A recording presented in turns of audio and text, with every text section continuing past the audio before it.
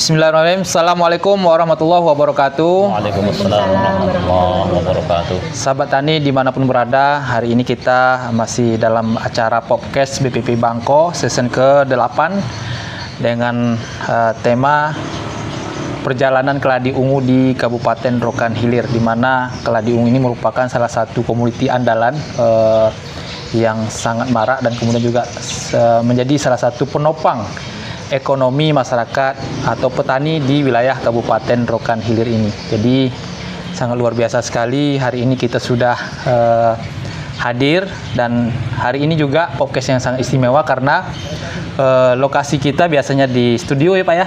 Hari ini kita adakan langsung di lapangan atau istilahnya TKP ya, tempat pengepul di mana keladi ini hasilnya ditampung oleh salah satu lembaga ekonomi pertanian, yaitu di Sungai Bakau, yaitu di Gapoktan Sejati Kepulauan Sungai Bakau ini. Oke, hari ini kita juga sudah ada datang narasumber dan bintang tamu, yaitu yang pertama narasumber kita yaitu Bapak Miss Sunarto, yaitu beliau adalah Ketua Gapoktan Sejati di Sungai Bakau ini. Kemudian juga ada Ibu Sulasmi, penyuluh pertanian swadaya. Ibu Lasmi yang tengah-tengah yang baju merah yang sangat cantik di sini, yang tercantik. Kemudian juga ada bintang tamu kita ya dari Bapak Alkapi Sutikno. Nah, ini beliau ini adalah salah satu inspirator kita tentang lingkungan, terutama Proklim dan Proklim nasional. Dan alhamdulillah juga hari ini kita sudah hadir Pak Koordinator BPP Bangko, yaitu Bapak Sudirman, yang membawahi 4 kecamatan wilayah kerja dan salah satunya di Kecamatan Sinabui ini. Ya, assalamualaikum warahmatullahi wabarakatuh. Oke, karena ini saya sudah nggak sabar lagi ingin bincang-bincang tentang perjalanan keladi ungu di Kabupaten Rokan Hilir ini. Untuk itu kita langsung tanya-tanya ya Pak ya, terutama bagaimana keladi ungu ini di Kabupaten Rokan Hilir menjadi suatu produk atau produksi unggulan sehingga namanya sudah banyak dikenal dan juga produksinya sudah menyebar di mana-mana. Itu adalah hasil khas di daerah Kabupaten Rokan Hilir ini, kemudian khususnya lagi di Kecamatan Sinabui. Kira-kira Pak Koordinator nih, pandangan kita terhadap perjalanan keladi ungu. Ini dia ceritanya biar menarik ini. Silakan Pak. Terima kasih. Assalamualaikum, selamat siang. Selamat siang pemirsa tani semua, sobat tani. Pertama sekali kami ingin menyampaikan jangan bosan-bosan untuk mengikuti acara podcast BPP Bangko ini. Ya, sebagaimana ketahui pada hari ini kami memang tujuan dari rumah ingin ke pelaku utama, artinya kita langsung ke lahan Pak ya. Tapi karena berhubung cuaca tidak memungkinkan, jadi kita langsung ke Saung Gapoktan Sejati Sungai Bakau ini. Tapi walaupun demikian sangat berterima kasih juga kepada Bapak Ketua Gapoktan Pak Miss Sunarto yang telah menyediakan tempat dan waktunya pada kami semua. Selanjutnya kami juga berterima kasih kepada Bapak Ketua KTNA Bapak Alkapi Sutikno yang senantiasa memberikan motivasi atau dukungan kepada kita, khususnya keluarga tani, sobat tani kita semua, baik penyuluh pertanian, baik pelaku usaha tani, yang selalu untuk memotivasi kita semua untuk meningkatkan kinerja kita dalam bertugas dan budidaya dalam petani dalam berbudidaya. Jadi khusus pada hari ini tema kita mengenai keladi ungu. Sangat luar biasa sekali ya hari ini keladi ungu. Keladi ungu ini merupakan salah satu produk andalan dari, bisa dikatakan, Kabupaten Rokan Hilir satu-satunya, yaitu di Kecamatan Sinabui ini. Jadi kami sangat berterima kasih sekali kepada Pak Sunarto dan juga anggota kelompok tani lainnya dan petani-petani lainnya yang senantiasa setia atau berbudidaya keladi ungu ini, karena juga bisa mewakili dari Dinas Ketahanan Pangan Kabupaten Rokan Hilir. Dan kami sangat mengharapkan sekali tidak bosan-bosannya dan untuk meningkatkan kerjanya Pak ya, karena sebagai petani dengan bekerja juga sekaligus juga bisa meningkatkan pendapatan petani dan keluarga kita sendiri. Selanjutnya juga terima kasih kita ya, sebagai kami dari mewakili KPP, terima kasih kepada Ibu Sulasmi. Ini merupakan Ibu PPL Swadaya ya, tapi semangatnya sangat luar biasa. mendampingi petani baik itu budidaya tanaman pangan, padi dan keladi ungu ini. Jadi karena pada hari ini kita keladi ungu, mungkin kita bicara banyak keladi ungu. Sebagaimana kita telah mendengar tadi sama-sama dari Pak Ketua Gapoktan, yaitu mereka sangat membutuhkan kehadiran pemerintah dalam usaha ini. Karena selama ini beliau juga sudah sampai mengekspor katanya ke luar negeri. Jadi kalau tentunya kita butuh legalitas ya atau perizinan. Jadi kalau mengenai ekspor tentu kita harus bekerjasama lintas dinas ya Pak Gapi ya, lintas dinas. Minimal kita dari ketahanan di DKPP atau Dinas Ketahanan Pangan dan Pertanian harus juga bekerjasama dengan Disperindak kayaknya. Jadi untuk kedepanan mungkin kita bisa menjalin hubungan atau kerjasama dengan Disperindak untuk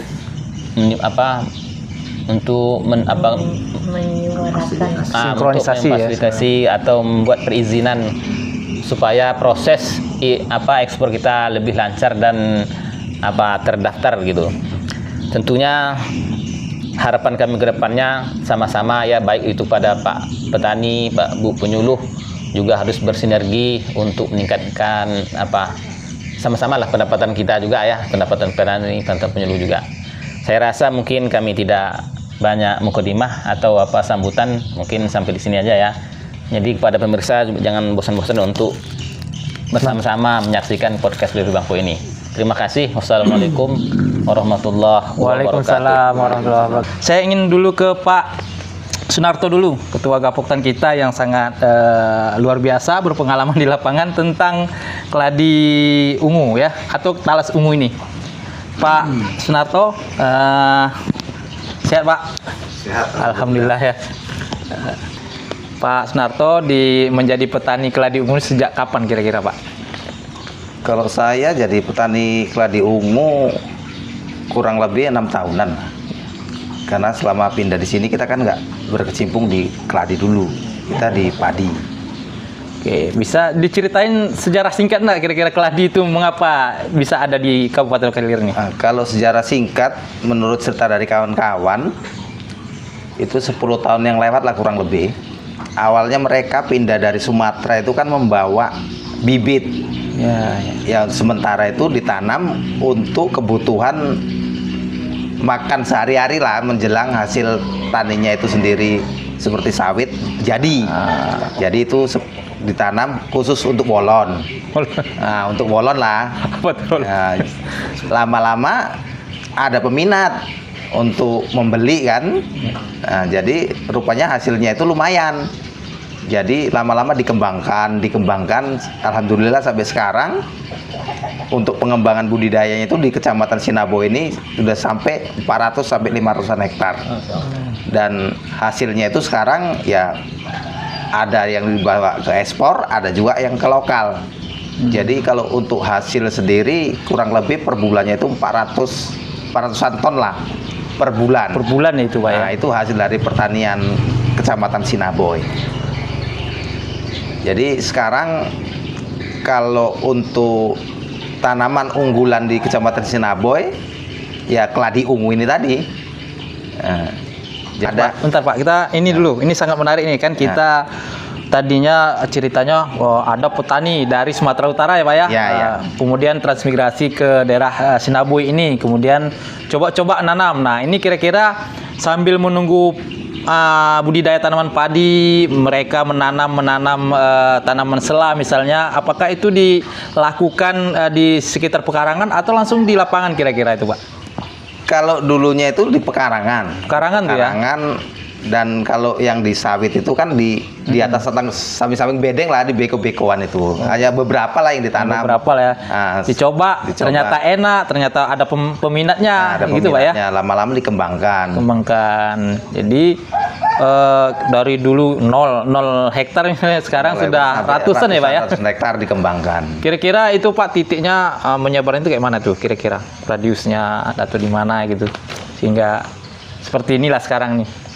Kalau untuk maksudnya penanamannya gitu. Iya, penanamannya. Terus teknik budidaya lah kira-kira ini. Ini sangat menarik. Kalau budidayanya ya jelas dari anakannya itu sendiri kan.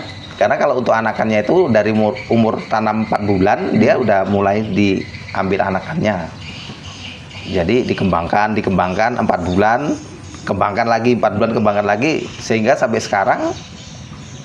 Nah, jadi kalau untuk hasil sendiri dalam per hektar itu bisa mencapai 8 sampai 10 ton per hektar. Itu dengan intensif lah itu ya, Intensif. dari plat apa ya. Jadi Pak, ini menarik sekali nih, berdasarkan informasi dari teman-teman, kemudian dari apa itu ada juga katanya keladi ungu, keladi ini selain dari produksinya untuk umbinya ya kan, ada juga yang dijadikan benih misalnya sampai ke penangkaran dan legalitasnya sudah ada. Ya. Itu gimana ceritanya? Ada tuh Pak? Alhamdulillah. Jadi kalau untuk keladi ungu ini sekarang macam kita di Kecamatan Sinaboy, petani udah mempunyai sertifikat penangkar, penangkar khusus. Nah, itulah yang mau dikembangkan untuk di petani sendiri. Ya alhamdulillah sampai sekarang petani itu udah punyalah legalitas sertifikat. Berarti udah penangkar. ada kerjasama sama pemerintah, BPSP mengadakan bibit. Jadi dengar-dengar ada juga informasi yang menarik pemirsa bahwa bibit keladi ini sudah dimintai ya, sudah dimintai oleh beberapa kabupaten-kabupaten yang tersebar di Provinsi Riau termasuk Bengkalis yang ingin mengembangkan budidaya, tapi kiblatnya untuk mengambil benih itu adalah di Sinaboy ini dengan itu yang sudah tersertifikasi ya Pak ya, Bu ya. Iya. Nah, itu pemirsa sangat luar biasa sekali. Selain dari umbinya dihasilkan oleh petani di sini, juga bibit-bibit yang ingin ditanam oleh petani lain juga disediakan di sini. Nah, ini kira-kira nih masalah apa nih Pak? Oh, supaya kita termotivasi nih untuk nanam nih kan. Kira-kira dalam 1 tahun itu berapa putaran nanam ya? Kalau untuk tanaman dia umur 4 bulan deh. 7 bulan. 7 bulan apa 7 panen? sampai 10 bulan lah dia panen. Berarti Jadi 1 tahun sekali. tahun sekali. Istirahat sebentar, olah lagi, tanam lagi. Iya. Oke. 1 hektar tadi sampai 8 ton dia. Ya, 8 ton dia lagi. kalau tanaman dia sampai kurang lebih 30-an ribu batang. Batang per hektar. Oke, ini sangat luar biasa sekali nih. Sekarang ini 30.000 batang tadi Pak? Iya. 8 ton. Nah, kira-kira hasilnya ini berapa nih per kilo nih dijual nih? Mulai dari pedagang lokal lah dulu sampai ke ekspor. Kira-kira kayak mana nih rantai pasarnya nih Pak? Kalau rantai pasar kita kan tergantung besar kecilnya itu tadi. Ada ABC. Grade-grade-nya ya? Nah, ada grade-grade-nya. Jadi kalau hitungan global dia itu paling sedikitnya 70 sampai 80-an juta per hektar. Per hektar itu Pak? Hasil. Wah, luar biasa petani. Jadi hasilnya ini 1 hektar itu yang dengan apa namanya, dengan intensif ya, perawatan intensif itu bisa mencapai 70 sampai 80 juta Pak. Iya.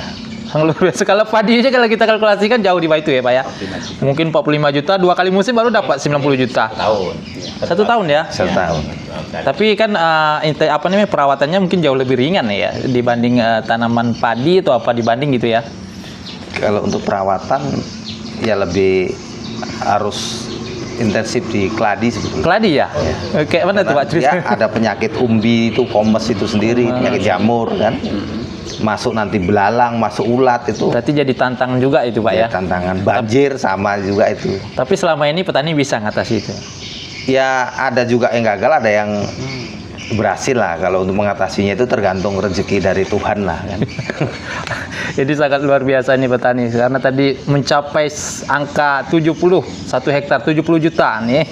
1-2 hektar itu Pak ya. Kalau 2 hektar bisa apa aja ya, beberapa setiap petani kita punya apa aja di rumah. Ini sangat luar biasa sekali. Kira-kira ini Pak, pasarnya ini kan Bapak selaku petani ya juga selaku pengepul keladi-keladi dari petani-petani Nampung lah di sini misalnya kan. Nah, itu kira-kira apa yang mendapat nilai tambah bagi Bapak kira-kira? Ya nilai tambah selama ini kalau kita jadi petani menjual ke pengepul ya harga kan hanya sebatas masih kena pakang. Jadi kalau kita ini nanam, jual juga sendiri, ekspor atau ke lokal-lokal kan kita masih dapat nilai lebih lah dari harga itu tadi sendiri. Berarti menstabil harga itu Pak ya? Ya. Kalau kita menjual misalnya ada pedagangnya, pengepulnya cuma misalnya 1, mungkin harga bisa dimainkan mungkin ya. Ya. Tapi kalau ada beberapa tempat yang bisa menjadi referensi harga, mungkin harga bisa ini Pak ya. Ada saing lah. Ada gitu. saingan harga gitu ya. Saing lah.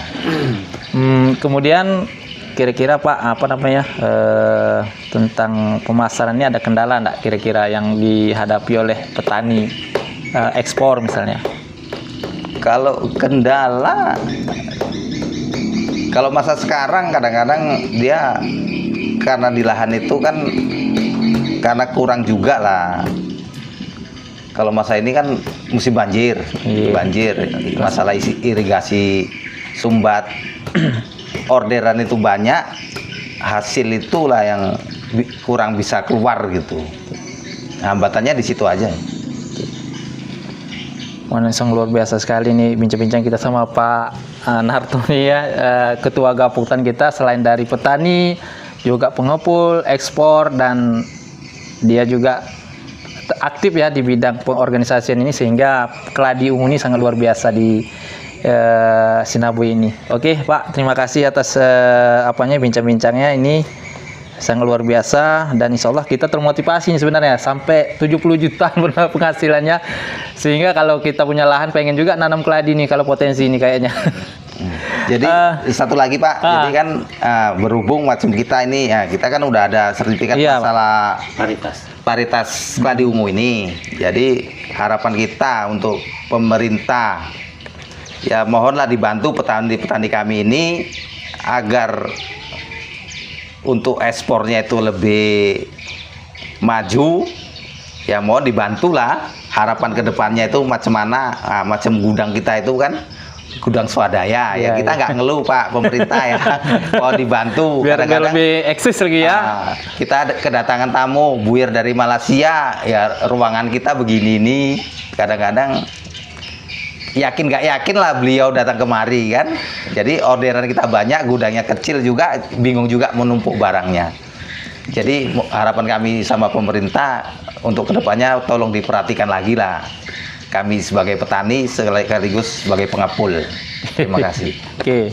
Terima kasih Pak Sunarto, ini sangat luar biasa sekali ya. Mudah-mudahan insya Allah nanti pemerintah bisa mewujudkan apa yang diinginkan oleh petani-petani sini yang sangat luar biasa sekali, yang bersemangat ya tentang bagaimana memproduksi keladi atau talas ungu ini. Dan ini juga salah satu ikon kita sebenarnya Kabupaten Rokan Hilir.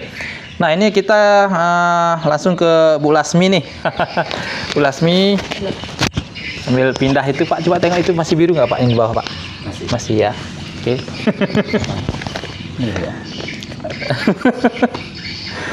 Bu Lasmi. Sangkutkan juga ini ya. Oke. Bu Lasmi tadi tentang apa nih?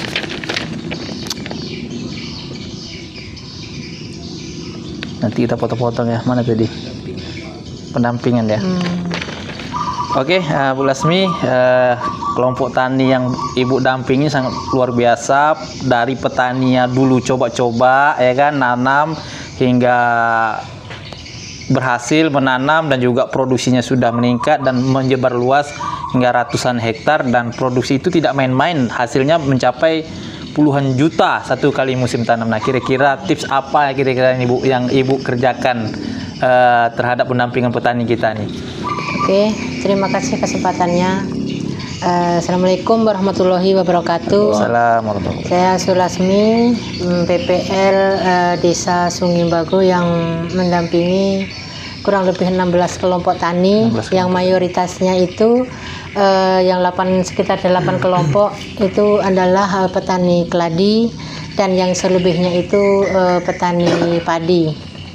Nah, dari semenjak di sini tahun 2020 mendampingi kelompok tani talas ungu yang dulu masih ya berpecah-pecah, belum menjadi satu, belum menjadi Gapoktan, karena supaya bisa lebih mengkoordinir dan bisa lebih menjembatani dari petani ke pihak-pihak yang lain, ataupun pihak-pihak yang dirasa bisa peduli ke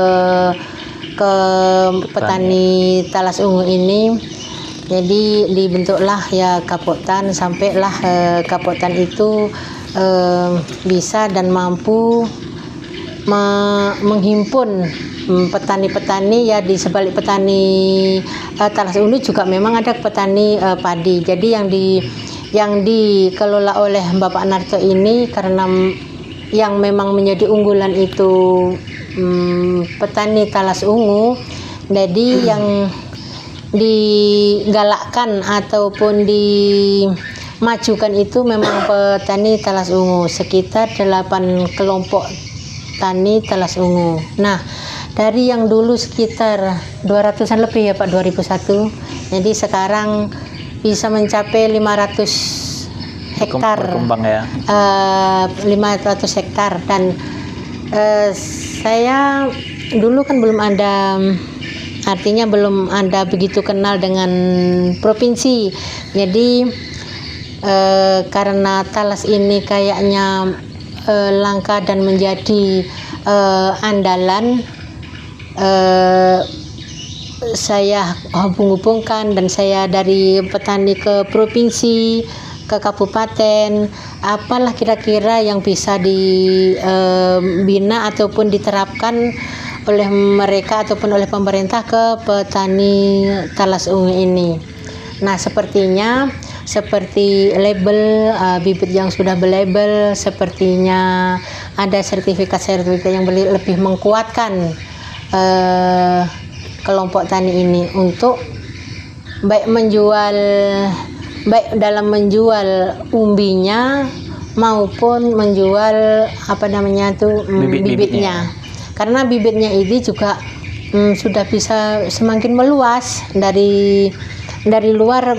Ada juga yang pingin menguji ataupun mengetes menanam talas ungu ini, tetapi yang telah sudah di kecamatan lain itu bisa, tapi kurang bagus. Jadi talas ungu itu memang benar-benar yang sangat serasi di kecamatan Sinabu inilah.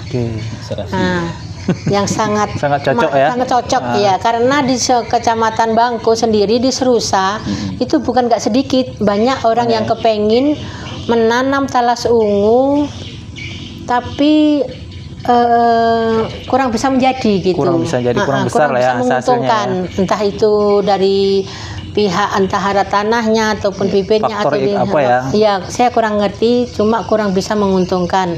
Entah di lain waktu itu nanti bisa. Seperti Mbak Ketua Gapoktan tadi, 1 hektar bisa mendapatkan 10 ton.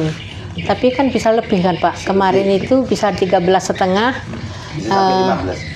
15, bahkan masih baru-baru dulu ada 18 ceritanya. Jadi yang artinya 70-80 juta itu memang bisa diraih oleh petani hasil dari talas ungu ini tadi. Yang ada cerita seru sedikit Pak. Dari Sumatera Utara pindah ke sini. Saya dengar Bapak Narto entah pernah mendengar entah enggak. Antaran saya ke lapangan, dia menanam luas karena itu laku. Jadi ada salah satu agennya itu dia jujur. Jadi dibeli. Jadi maunya itu hanya ngambil sedikit saja. Dari petaninya itu nggak mau ngambil duit banyak. Pokoknya menjual, hitung aja lah pengambilan aku 2 juta, 2,5 juta sekali kan. Jadi perasaan dari yang si petani ini nggak mungkin banyak puluhan juta akan diterima. Jadi sekalikan udah hampir habis tanaman ini, dihitung. Dia dihitung, direkap namanya. Direkap, iya. Jadi pengambilan sekian, lebihnya itu masih puluhan juta. Kalau nggak salah aku 450 lebih. Nah, jadi ibu ini sempat nggak percaya, malah kok kayak seperti mimpi gitu. Jadi itu pun nggak mau menerima. Jadi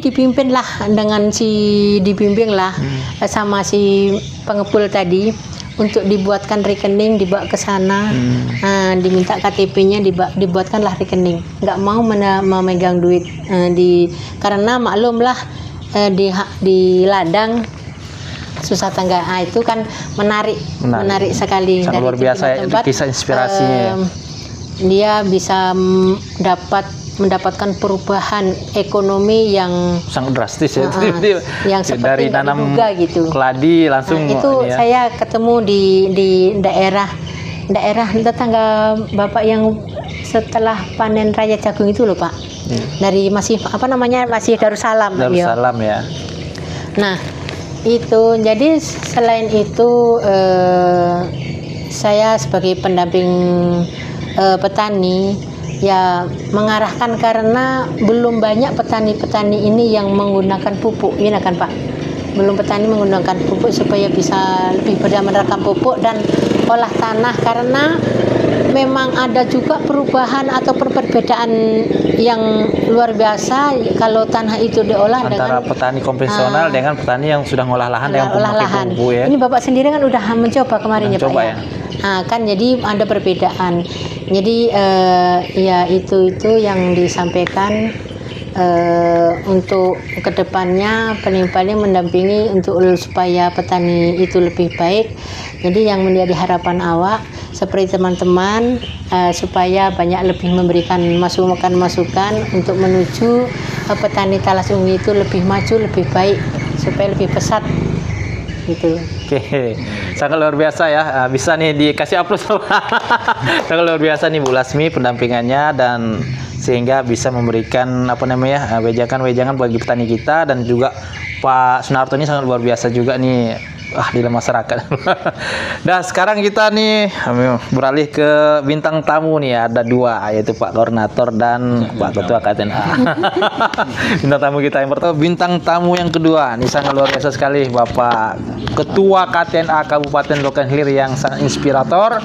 Kemudian juga beliau adalah aktivis lingkungan yang sangat luar biasa, terutama proklim, adiwiyata dan sebagainya. Nah, kita tanya-tanya dulu karena dia adalah organisasi yang menjembatani ya, baik itu dari instansi terkait ke petani, baik dari petani ke instansi terkait. Nah, ini pandangan Bapak kira-kira Pak Alkapistikno.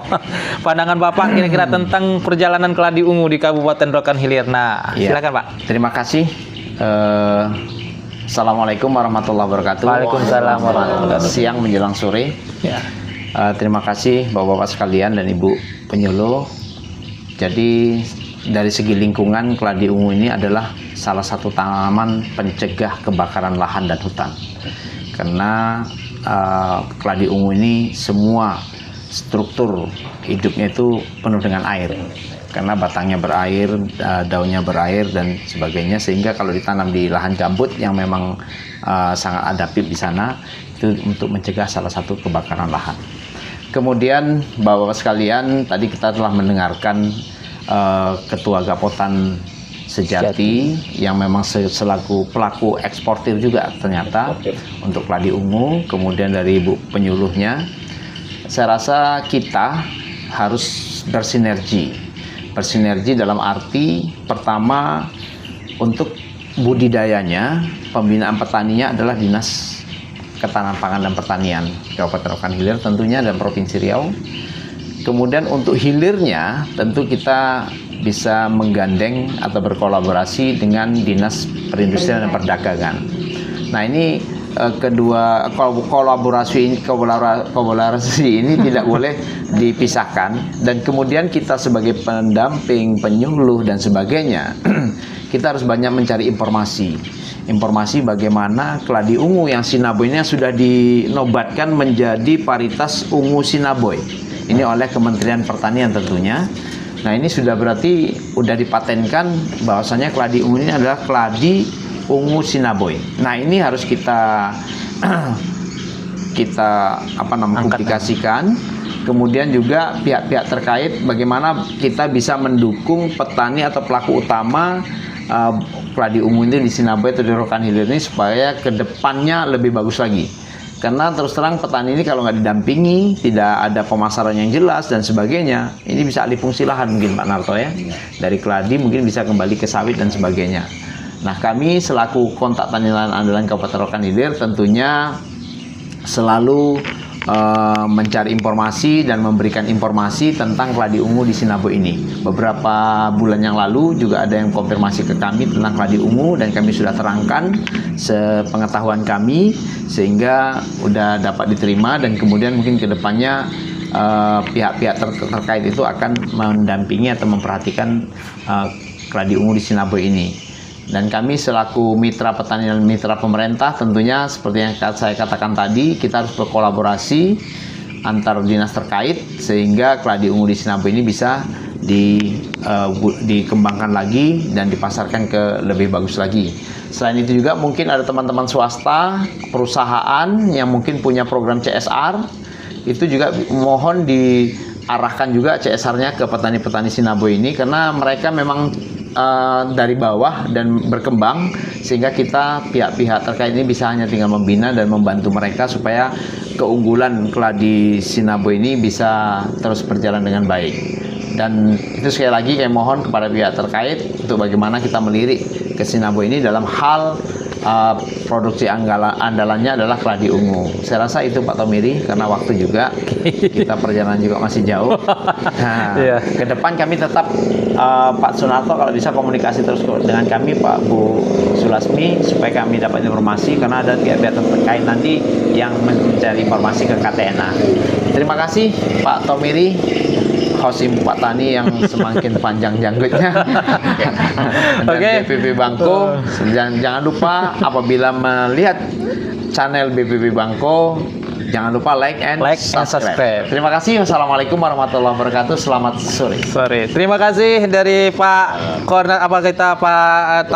Ketua KTNA kita, Pak Alkafi, sangat luar biasa.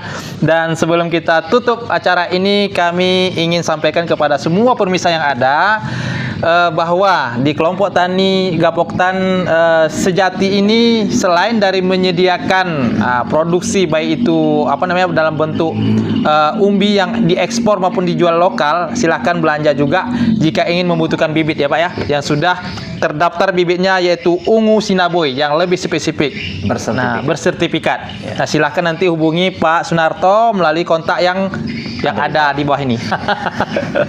Oke, terima kasih. Salam-salamnya nanti akan kita sampaikan di episode berikutnya. Terima kasih. Assalamualaikum warahmatullahi wabarakatuh. Waalaikumsalam.